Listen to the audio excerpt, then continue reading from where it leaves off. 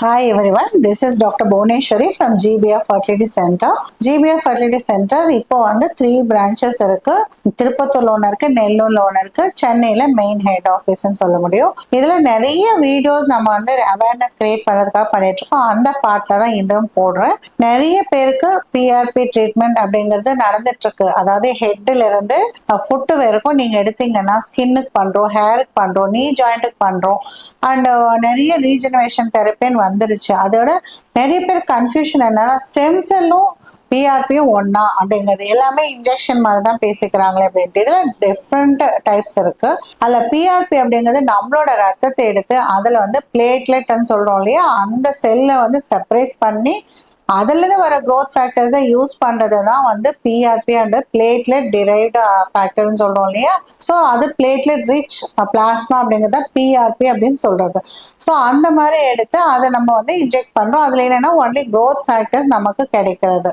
இதே stem cells அப்படிங்கிறது வந்து பாத்தீங்கன்னா ஸ்டெம் செல்ங்கிறது நம்ம போன் மேரோல இருந்து எடுக்கலாம், நீ ஜாயிண்ட்டுக்குள்ள இருந்து எடுக்கலாம், நம்ம ஸ்கின் ஃபேட்டுக்குள்ள இருந்து எடுக்கலாம், அடிப்போஸ் டிஷ்யூன்னு சொல்லுவோம். இந்த மாதிரி நிறைய சோர்சஸ் இருக்கு. அதுல இருந்து எடுத்து ஈவன் ஏன் மென்ஸ்ட்ரல் பிளட்ல இருந்து கூட எடுக்கிறோம், அம்பிளிக்கல் கார்ட்ல இருந்து எடுக்கிறோம். இந்த மாதிரி நிறைய வெரைட்டிஸ் வந்து ஸ்டெம் செல்லை செக்யூர் பண்ணிட்டு அதுக்குன்னு ப்ராசஸ் இருக்கு, பண்ணி அதுக்கப்புறம் வந்து நம்ம இன்ஜெக்ட் பண்றது அது ஸ்டெம் செல் இன்ஜெக்ஷன் அப்படிங்கிறது. ஸோ இந்த ரெண்டு டிஃபரன்ஷியேஷன் ஃபர்ஸ்ட் தெரிஞ்சுக்கணும். இன்னைக்கு நம்மளோட ஃபோக்கஸ் வந்து பிஆர்பி பத்தினது. பிஆர்பியை வந்து நம்ம இன்ஃபர்டிலிட்டியில ஜிபிஆர்ல எப்படி யூஸ் பண்றோம், யாருக்கு யூஸ் பண்றோம். ஸோ மெயினா பிளேட்லெட்ஸ் வந்து நம்ம இந்த பிஆர்பி ப்ரொசீஜர் வந்ததே நிறைய பேருக்கு இம்ப்ளான்டேஷன் ஃபெயிலியர் இருந்ததை பார்த்தோம். நிறைய பேருக்கு வந்து தின் எண்டோமெட்ரியம் அப்படின்னு சொல்லுவாங்க. அதாவது கர்ப்பப்பையில வந்து லைனிங் வந்து ரொம்ப தின்னா இருக்கிறது. ஸோ அதுக்கு என்ன ஆப்டிமம் திக்னஸ் அப்படின்னு பார்த்தீங்கன்னா நிறைய ரிசர்ச் பண்ணதுல பார்க்கணும்னா 7 mm அப்படிங்கிறது ஒரு கட் ஆஃப்னு வச்சுக்கோ. யூட்ரஸ் வால்யூம் வந்து ஒரு 2 ml வச்சுக்கோ. ஆனா என்னோட ப்ராக்டிஸ்ல ஈவன் 3 to 4 mm இருந்தவங்க டிபி ட்ரீட்மெண்ட் ஆனதுக்கப்புறம் கொடுக்குறவங்க கூட கன்சீவ் ஆயிருக்காங்க. ஆனா அதெல்லாம் ஒரு சிங்கிள் கேஸ் ஸ்டடி நம்ம சொல்லுவோம். மற்றபடி ஜென்ரலா நம்ம ஸ்டடீஸ்ல பார்க்கும்போது 7 mm இருக்கணும் அப்படிங்கிறது. 3 லேயர் அதாவது ட்ரிபிள் லேயர் இருக்கணும். பிளஸ் அது நல்ல எக்கோ டெக்ஸ்சர் நல்லா இருக்கணும் அப்படிங்கிறது. உங்க ஸ்கேன் ரிப்போர்ட் எடுத்து பார்த்தீங்கன்னா இது எல்லாமே இருக்கும்.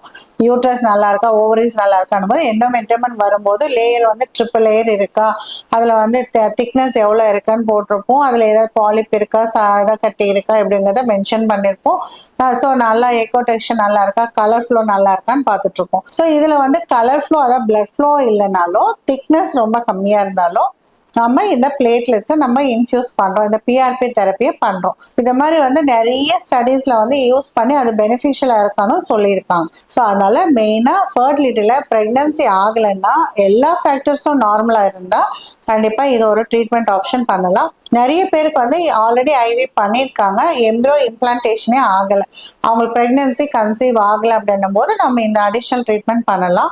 ஒரு சில பேருக்கு லேயர் நல்லா இருக்கு, திக்னஸ் நல்லா இருக்குன்னு சொல்றாங்க டாக்டர், ஆனா வந்து பிளட் ஃப்ளோவே இல்லைன்னு சொல்றாங்க அப்படின்னா அவங்களுக்கு இந்த மாதிரி ட்ரீட்மெண்ட்டை நம்ம கொடுக்குறோம்.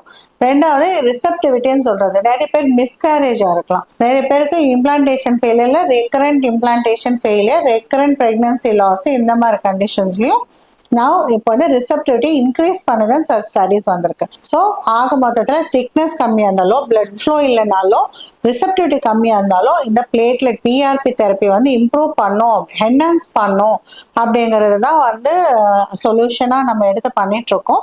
ஸோ அதனால பிளேட்லெட்ஸ் தெரப்பிங்கிறது ஒரு சிம்பிள் தெரப்பி தான். ஜஸ்ட் பிளட் வந்து நம்ம இதுல இருந்து ஒரு 20 ml பிளட் எடுத்து அதுக்கான ஸ்பெஷல் லேப்ல நம்ம ஐவிஎஃப் லேப்ல trained highly qualified team of people இருக்கவங்க, அதுக்கான ப்ராசஸ் இருக்கு, ப்ரோட்டோகால் இருக்கு, ஃபாலோ பண்ணி ஸ்டெரைலா கிளீனா பண்ணிட்டு அதுலேருந்து நம்ம அந்த பிளாஸ்மாவை செப்பரேட் பண்றோம்.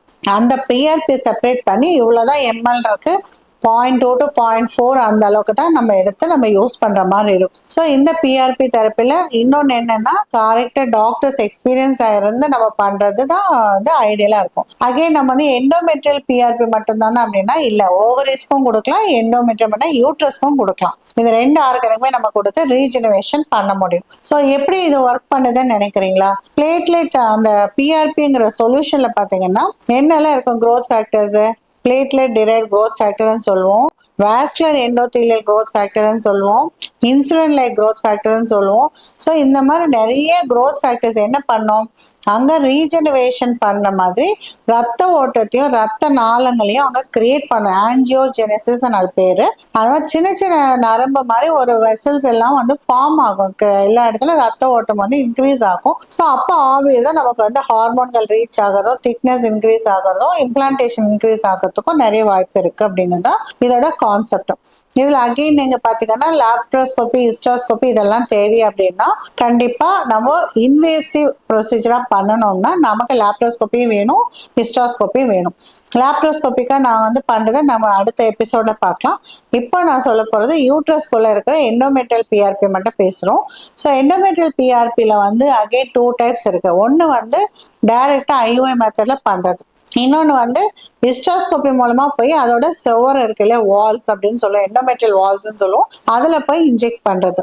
இதுக்கு கண்டிப்பா எக்ஸ்பர்டீஸ் வேணும். ஸோ நிறைய பேருக்கு ஹிஸ்டாஸ்கோபியில வந்து எக்ஸ்பீரியன்ஸ் இருக்கான்னு தெரியாது. ஸோ எக்ஸ்பீரியன்ஸ்டு சர்ஜனா இருக்கணும், அதுல வந்து கரெக்டான வால்யூம் இருக்கணும், ஸ்டெரைல் ஜோனும் உங்களுக்கு எல்லாமே மெடிக்கலி ஃபிட்டட் சென்டரா இருந்ததுன்னா பண்ணிக்கலாம். இப்போ இந்த ப்ரொசீஜரை பத்தி நான் எக்ஸ்பிளைன் பண்றேன், கேட்டுக்கோங்க. இது வந்து ஒரு டே கேர் ப்ரொசீஜரா பண்றோம். ஒரு ஷார்ட் அனஸ்தீசியா தான் கொடுப்போம். அதுக்கப்புறம் பார்த்தீங்கன்னா உங்களுக்கு வந்து நார்மலாக பொசிஷன் பண்ணிட்டு உங்களுக்கு ஹிஸ்டாஸ்கோபி ஃபர்ஸ்ட் பண்ணுவோம். ஏன்னா உங்களுக்கு சர்விக்ஸ் மட்டும் இல்லாமல் யூட்ரஸில் வேறு ஏதாவது ப்ராப்ளம் கூட இருக்கலாம் இல்லையா. ஸோ உள்ள ஏதாவது செப்டம் இருக்கா, பாலிப் இருக்கா, உங்களுக்கு சர்விக்ஸில் ஏதாவது டிஃபெக்ட் இருக்கா, இதெல்லாம் பார்த்து ஃபர்ஸ்ட் அதெல்லாம் கிளியர் பண்ணிடுவோம். பண்ணிட்டு கர்ப்பப்பைக்கு உள்ள வர அந்த மவுத் அந்த இது இருக்குல்ல அந்த பார்ட்லையும் பார்த்துருவோம், இன்டர்னல் லாஸ்ன்னு சொல்லுவோம்.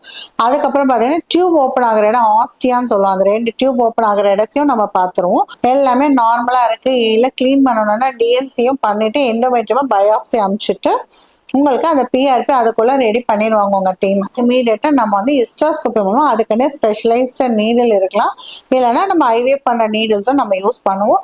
பண்ணிட்டு எல்லா வால்ஸ்லையும் இந்த வீடியோல பார்த்தீங்கன்னா உங்களுக்கே தெரியும் நான் எல்லா வால்ஸ்லையும் எவ்வளோ குயிக்காக நான் பண்ணிட்டு இருக்கேன்னு சொல்லிட்டு. ஸோ அதை கரெக்டாக நம்ம இன்ஜெக்ட் பண்ணோம்னா நமக்கு எண்டோமெட்ரியம்குள்ளார, அதாவது கர்ப்பப்பையோட வால் மயோமெட்ரியம்னு சொல்லுவோம், அதுக்கும் எண்டோமெட்ரியம் நடுவில் வந்து இந்த ஃப்ளூயிட் வந்து நம்ம இன்ஜெக்ட் பண்ணுறோம். அதுக்கப்புறம் வந்து நம்ம கொடுக்க வேண்டிய டைம் வந்து 1.5 monthsலேருந்து 2 months வரைக்கும் நம்ம வெயிட் பண்ணோம்னா அதோட ரீஜெனரேஷனை வந்து நம்ம கண் கூட பார்க்க முடியும் அப்படிங்கிறது தான்.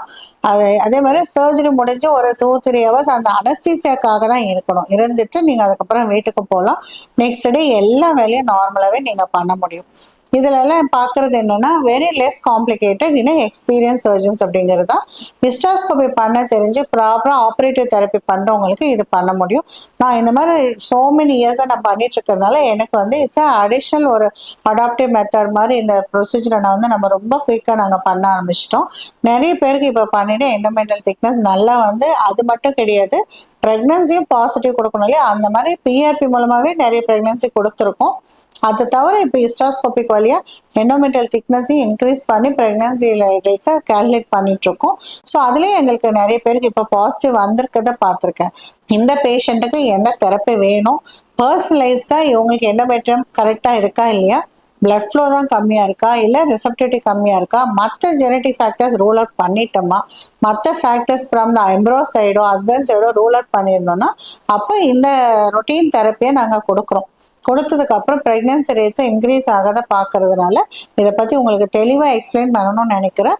இதுக்கப்புறம் ட்ரீட்மெண்ட் பண்ணணுமா அப்படின்னா நமக்கு அடுத்து ரொம்ப டிபினால் அஃபெக்ட் ஆனவங்க 2 or 3 settings பண்ணுறோம். மற்றபடி எல்லாருக்குமே ஒரு 48 hours முன்னாடியே நம்ம எம்ப்ரோ ட்ரான்ஸ்ஃபர் முன்னாடியே பண்ணிடுறோம். அதுக்கும் முன்னாடி நம்ம க்ரோத் ஃபேக்டர்ஸையும் கொடுத்துரும். ஸோ அதுக்கு ஸ்பெஷல் ப்ரொசீஜர்ஸ் எல்லாம் இருக்கிறதுனால ப்ரோட்டோகால்ஸை நம்ம கரெக்டாக ஃபாலோ பண்ணோம்னா அடிஷ்னல் பெனிஃபிட்டை நம்ம ப்ரெக்னன்சி வர்றதை கண்டிப்பாக பார்த்துருக்கோம். ஸோ இதை பற்றி உங்களுக்கு வேறு ஏதாவது டீட்டெயிலாக தெரியணும் அப்படின்னா நம்மளோட ஹெல்ப்லைன் நம்பர் இருக்குது, இல்லை நம்மளோட வெப்சைட்டில் போயிட்டு நீங்கள் காண்டாக்ட் பண்ணலாம். அண்ட் உங்களுக்கு ஏதாவது இதை பற்றி இன்னும் கொஞ்சம் எக்ஸ்பிளைன் பண்ணணும்னு நினச்சிங்கன்னா நீங்கள் கமெண்ட் பாக்ஸில் போடுங்க. Thank you so much.